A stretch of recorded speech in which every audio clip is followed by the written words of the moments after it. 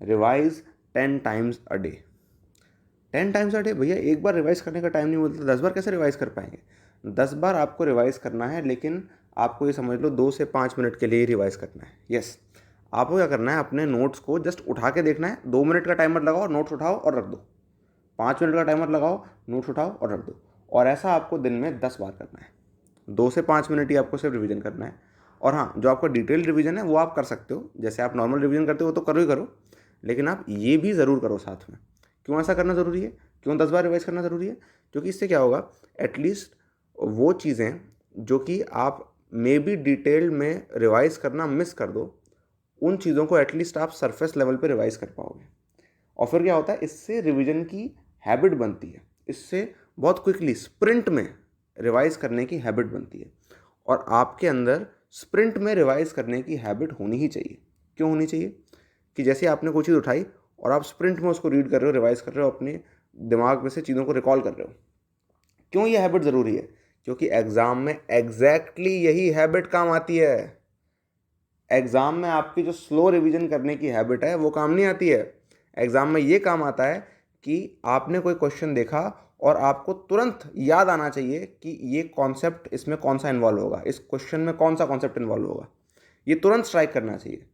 तो इससे क्या होगा, आपकी ये कैपेबिलिटी बढ़ेगी जब आप शॉर्ट में 2 मिनट में एक पूरा चैप्टर रिवाइज करने की कोशिश करोगे, है ना। वो तब कर पाओगे आप जब आपके ट्रिगर नोट्स हैं, राइट। और आई होप आपने ट्रिगर नोट्स बनाए होंगे, आपको पता है ट्रिगर नोट्स क्या है, ठीक है। तो ट्रिगर नोट्स क्या होते हैं? वो होते हैं जिनमें ऑन एवरेज कोई 5 से 10 मिनट में एक चैप्टर रिवाइज कर सकता है ना। मैं कह रहा हूँ 2 मिनट में, 3 मिनट में उसको जस्ट अपनी आँखों को दौड़ाने की कोशिश करो।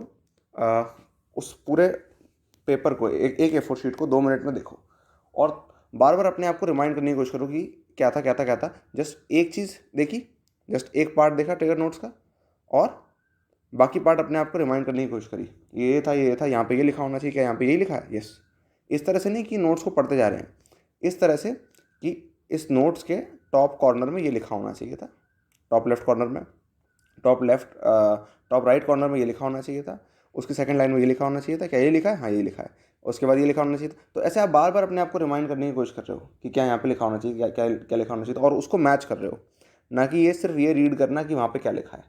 आप खुद से सोच रहे हो कि आपको कि वहाँ पे क्या लिखा होना चाहिए था, है ना, और आप चेक कर रहे हो कि क्या यहाँ पे ये लिखा है। तो इस तरह से आपकी स्प्रिंट में रिकॉल करने की हैबिट बिल्ड होगी, समझ रहे हो, जो कि एग्ज़ाम में एक्चुअली काम आती है। तो इस तरह से आपको क्या करना है, दिन में एटलीस्ट 10 बार करना है। और ये 10 बार कब करना है भैया, टाइम ही नहीं मिलता। इसके लिए मैंने आपको एंकर पॉइंट जैसी कोई चीज़ बताई थी जेई प्रिपरेशन हैक के अंदर, राइट। तो आपको एंकर पॉइंट्स ऐसे बना लेने हैं जहाँ पे आप जस्ट 2 मिनट उठाओ और कुछ करो, 2 मिनट उठाओ कुछ करो, रिवाइज, ठीक है। इस तरह से आपको करना है। तो इसमें आपका कितना टाइम जाएगा मुझे बताओ? इसमें आपका बहुत कम टाइम जाएगा, राइट, बहुत ही कम टाइम जाएगा। और आप इफ़ेक्टिव तरह से अपनी एक क्विक रिवीजन की, स्प्रिंट रिवीजन की हैबिट बना पाओगे। तो इसे आज ही अप्लाई करना, ठीक है। All the best.